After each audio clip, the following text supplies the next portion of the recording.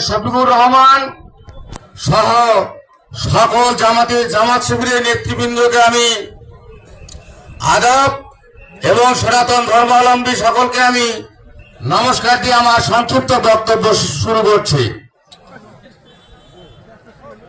অনেকে হয়তো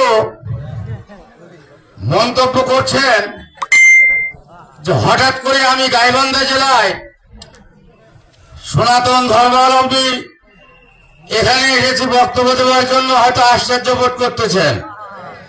আমি দীর্ঘদিন যাবৎ বাংলাদেশ জামাতে ইসলামীকে সমর্থন করি এবং ভালোবাসি।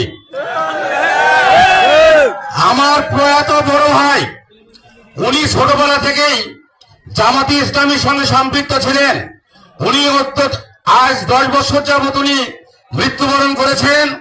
তার পরবর্তী হালটা আমি ধরে আছি।